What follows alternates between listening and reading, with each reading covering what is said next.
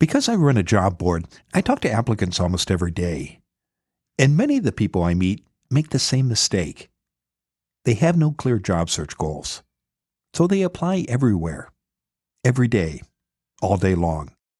You might think it's smart to send lots of applications. After all, it's a numbers game, right? It's not. The more you narrow your search, the easier everything gets, and the happier you'll be in your next job.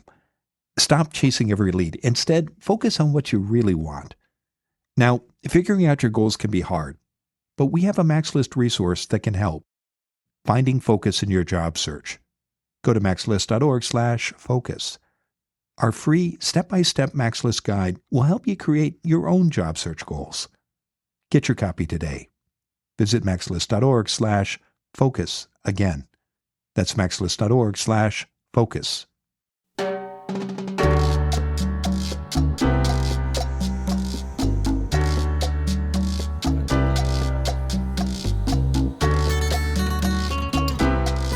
This is Find Your Dream Job, a podcast that helps you get hired, have the career you want, and make a difference in life. I'm your host, Mac Pritchard. I'm also the founder of MaxList. It's a job board in the Pacific Northwest that helps you find a fulfilling career. Every Wednesday, I talk to a different expert about the tools you need to get the work you want. Last week, we talked about how to overcome your discomfort with networking. But how do you remain true to yourself as you reach out to others? Angie Callen is here to talk about how to network authentically in your job search. She's an award-winning career and business coach and the founder of Career Benders. Her company helps professionals, executives, and entrepreneurs navigate today's workforce. Angie also hosts the No More Mondays podcast. She joins us from Glenwood Springs, Colorado. Well, Angie, let's talk about the benefits of networking. Before we talk about authenticity, do job seekers who network have an advantage over competitors? Oh, absolutely. Hands down. If anything, I would say not networking is one of the biggest disservices you can do to your job search and your long-term career development, because relationships open doors and people still are the ones who hire people, even in a competitive market. Say more about that. Why do relationships matter to hiring managers when they're reviewing a stack of applications and trying to make decisions about who to interview? Well, there's that idea that if you get along with someone who works in a company, then you've already overcome a little bit of a hurdle around culture fit. As a very, very specific example of it. But humans are relational beings, and we tend to trust people who come through a network or that are referred by another human. And so it gives you a leg up over someone who's just a bunch of black and white characters on a piece of paper, because you've come in as an already kind of vetted, slight stamp of approval human being who somebody can actually said, hey, you should talk to this person for this role. And so it gives you a leg up over the rest of a very unhuman process. Say more about why that matters, though, Angie. Why can an introduction make such a big difference, especially if you're competing against somebody who might have more impressive credentials or qualifications? There's a few different reasons, and I'll get to the qualifications in a second.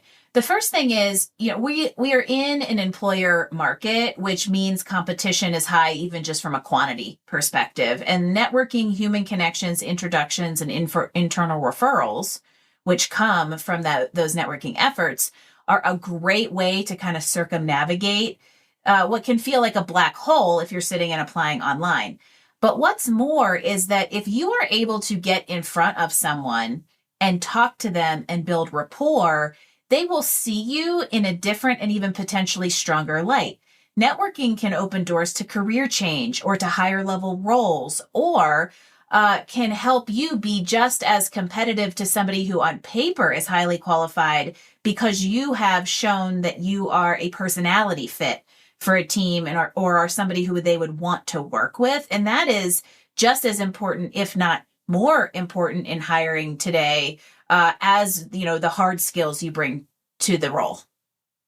Let's talk about networking myths. You work with a lot of clients. You're a career coach. What are some of the most common myths you find among job applicants about networking? The biggest one is I'm going to look stupid. People are going to think I'm asking for help. It feels icky, which isn't so much a myth as the feeling or things that hold us back from networking. Or is this idea that there is no way to do it without coming across disingenuous. And that couldn't be further from the truth. Why is that, uh, Angie? How can you network without feeling icky?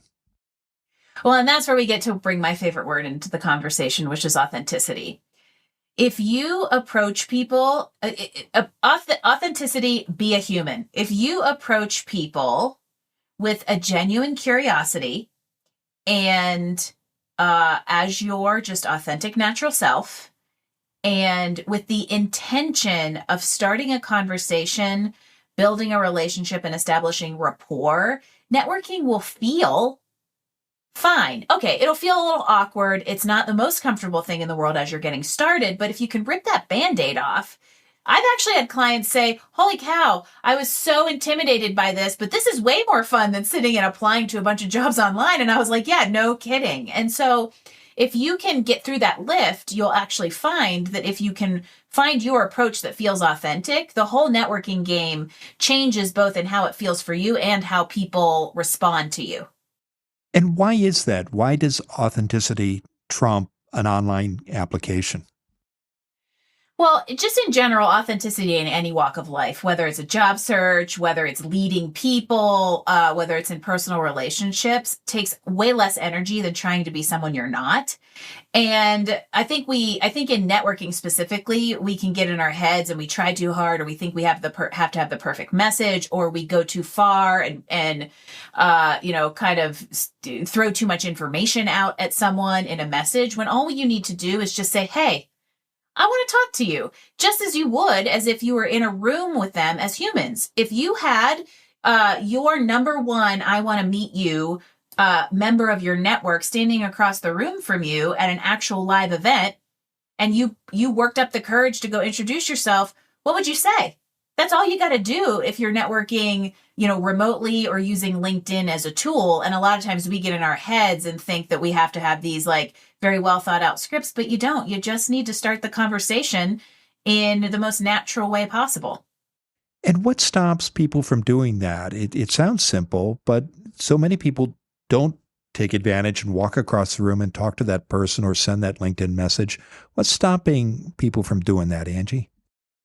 Well, one of the primary human fears is fear of rejection. And I think that's what keeps us from stopping any kind of outreach and connection like this. And here's what I say to that is networking is either neutral or positive. It is never a negative in your world. And what I mean by that is, what are the chances you're going to walk across the room, shake that hand, and that guy's going to go, who are you? I don't want to talk to you. There's the chances of that are so slim, they are almost zero. And so if you're able to look at the reality instead of the chaos scenario that we develop in our head, you realize there's very little to lose. Same with reaching out to somebody in a LinkedIn message. The chances of them saying, go pound sand are almost zero. The chances of them not responding are very high, but that's not even a negative action. That's just a neutral. They probably don't respond to anybody because they don't get it. And so if you can wrap your head around the idea that you don't really have much, if anything, to lose, but you have a whole lot to gain by taking that step and reaching out, it can definitely downplay a lot of those fears that come into our head when we create these scenarios that we're going to get blacklisted or we're going to be told we're stupid or all the other things that we make up in our heads. So, how do you make your networking support your job search? Because I can imagine a listener thinking, well, this sounds great. I can walk across the room and speak to this person and introduce myself and be myself. But how is that going to help me get a job? There's a few things there. What I'll say is once you start networking, don't stop. Because if you've gone through the lift, you might as well continue to do it so that you no longer have to network in conjunction with the job search. You are just continually meeting people, nurturing a network, and staying in front of people, which tends to bring opportunities to us more proactively, and then we don't have to go out and be as aggressive. So that I want to preface everything by saying that once you start, don't stop, because then the second part becomes moot. The second part is, if you are starting to network because you're job searching, think about this as potentially multi-point conversations and relationship building. Don't go into a networking introduction or outreach or meeting expecting to walk out of it with something. Expect to walk out of it with a warm connection that may go somewhere. In other words, you don't go to a first date with a diamond ring in your pocket. So don't go to the start of a networking conversation with the, hey, will you give me a referral for this job? Anywhere in the scope of the conversation or in your introduction message, because that's disrespectful.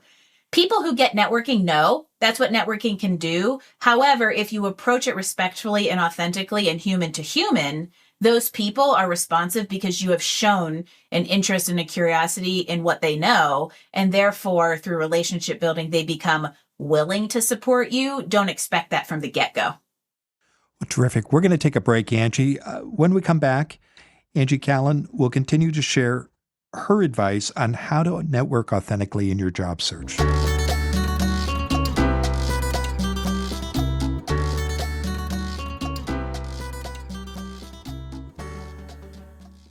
Every year, the number and scope of data breaches worldwide keeps rising. And the likelihood of your own data getting breached is constantly increasing. That's because there are hundreds of commercial databases with personal information. These data brokers collect your name, social security number, home address, and much, much more. And all of this is available for sale and could fall into the hands of criminals. Not only can this lead to your inbox filling up with annoying spam messages, you might also hear from scammers. Job seekers are a favorite target. Many applicants who use Mac's List tell me they've received job offers that seem too good to be true. And if you follow up, you're asked to share personal information that could be used to steal your identity, commit mail or wire fraud, or trick you into sending money. Here's the good news. You can ask the data brokers to delete your information, and Incogni can help. Incogni reaches out to data brokers for you, requests removal of your personal information, and deals with any objections. Use promo code DREAMJOB to get an exclusive 60% off Incogni's annual subscription plan. Go to incogni.com/dreamjob. What sort of promise have you made to yourself this year? Getting in better shape? Eating healthier? Saving more money? Or traveling somewhere new? What about discovering a new culture by learning a new language? With Babbel, you can in just a few weeks. Babbel's tips and tools are inspired by the real-life stuff you actually need when communicating. With a focus on conversation, you're ready to talk wherever you go. I use Babbel to help me keep and improve the Spanish I learned in classes over the years in Mexico and Spain. Thanks to Babbel, I've kept my Spanish skills up to date. Because like any skill, if you don't speak a language regularly, you risk losing it. With over 16 million subscriptions sold, Babbel's 14 award-winning language courses are backed by a 20-day money-back guarantee. See for yourself. Babbel is gifting our listeners 60% off subscriptions at babbel.com/dreamjob. Get up to 60% off at babbel.com/dreamjob. Spelled BABBEL.com/dreamjob. Babbel.com/dreamjob. Rules and restrictions may apply.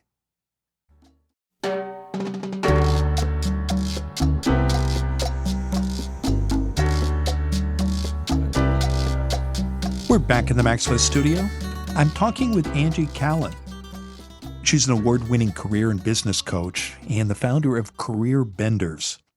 Her company helps professionals, executives, and entrepreneurs navigate today's workforce. Angie also hosts the No More Mondays podcast, and she joins us from Glenwood Springs, Colorado.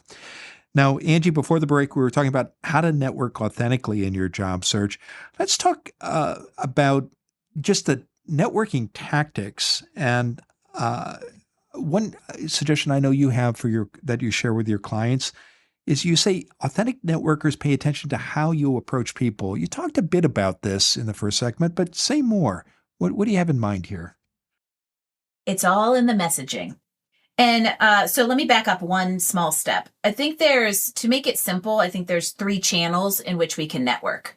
One would be, a lot of people think about like networking events, or let's say in-person networking at an event where you're meeting people you don't already know.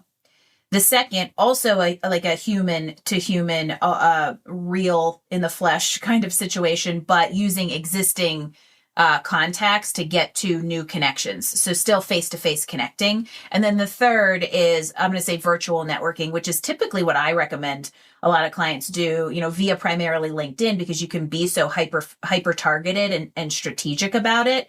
But in any of those settings, how you message your introductions can drastically change how they're received. What do you have in mind there? What kind of messaging can turn someone off, and what kind of messaging will get the response you want? So what will turn somebody off, no matter which of the three channels they come from, is hey, I've never met you before, but here's a job I just applied for at your company. I'm wondering if you would give me an internal referral. That is a pitch slap. That's popping that question we were talking about in the first segment on the first date. It's too forward, too fast. What works is more of an opener to say, hey, there's something about you that I'm interested in learning.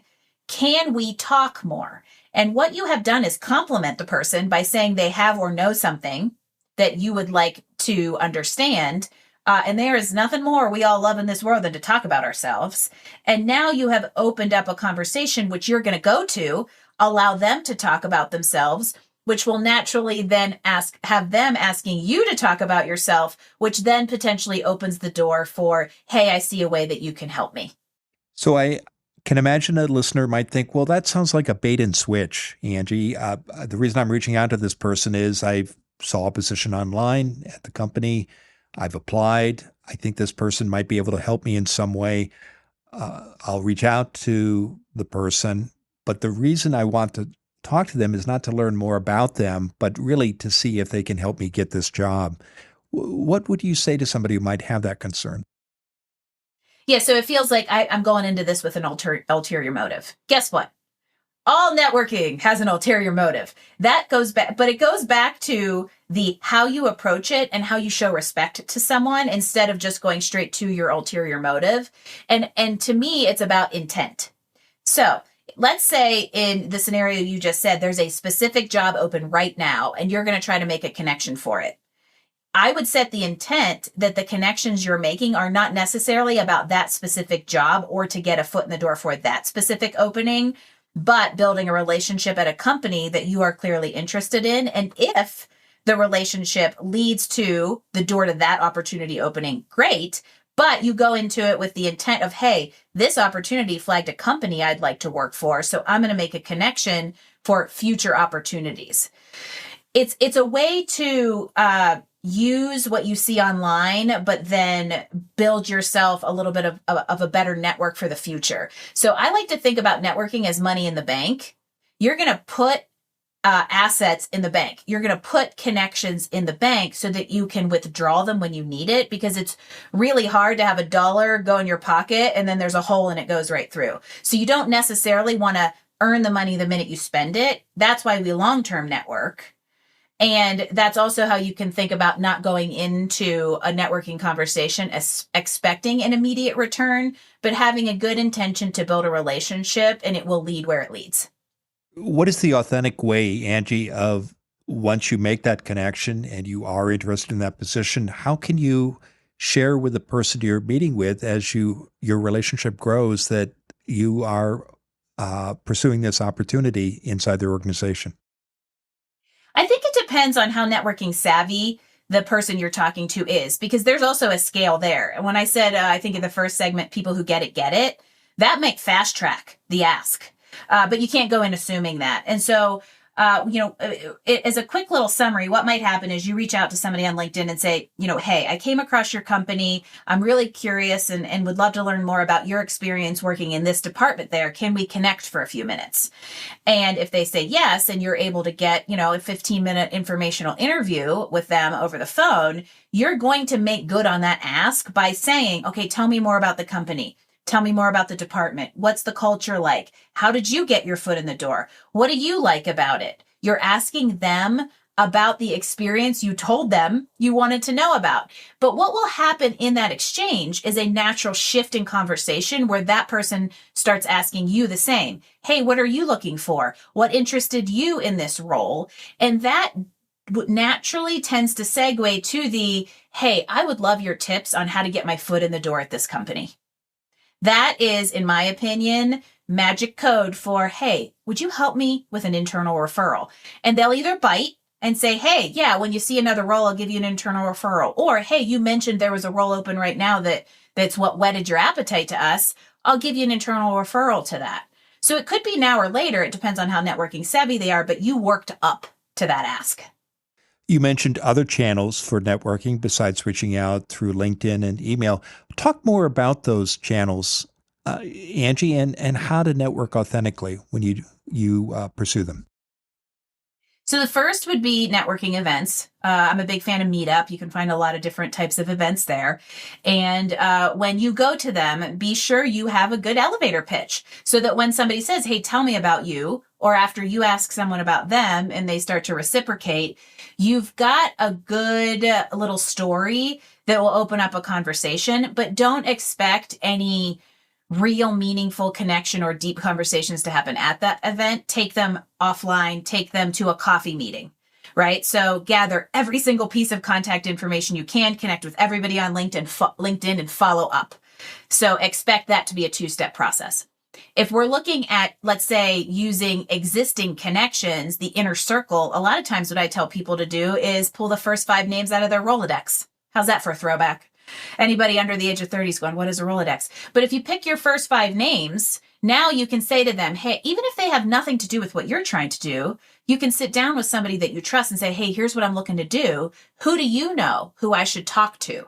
And now you're building a web of connections that come through a trusted source to leverage and now go have informational interviews with. I know another point you make about authentic networking is that your attitude matters. What kind of attitude makes a difference when you want to network authentically? Go into it with a positive attitude, no entitlement. You're going into networking with no expectations that anybody's going to give you anything, but you are positively going to learn about people, be curious, and see what comes out of it. Terrific. Well, it's been a great conversation, Angie. Now, tell us what's next for you. Oh, so I don't know. I'm always got my fingers in something, but what I'm working on right now is really doing what I have done for professionals over the last 7 years for the people serving the professionals. So I really want to give back to my coach community and kind of get into a little bit of a train the trainer kind of thing to teach them what I've known so that collectively we can have even greater impact. Terrific. I know listeners can learn more about you and your services by visiting your website. That is careerbenders.com/MaxList. And I know you'll have a special offer for our listeners as well.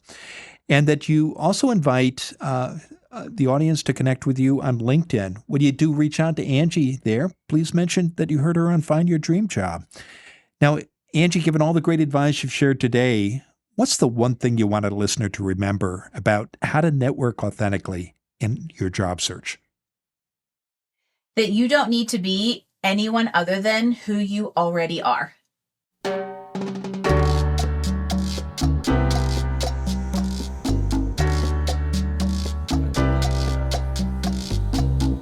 Next week, our guest will be Andy Hibble. He's a chief operating officer and the co-founder of Higher Ed Jobs. It's the established leader in the academic recruitment field. Andy also co-hosts the Higher Ed Jobs podcast. You interview for a job and you decide it's not the right position for you. How do you say no? Join us next Wednesday when Andy Hibble and I talk about how to walk away from the wrong job offer. Until next time, thanks for letting us help you find your dream job. This show is produced by Max List. Susan Thornton Hoff schedules our guests and writes our newsletter. Lisa Kislin-Barry Anderson manages our social media. Our sound engineer and editor is Matt Fiorillo. Dawn Mole creates our transcripts, and our music is by Freddie Trujillo. This is Mac Pritchard. See you next week.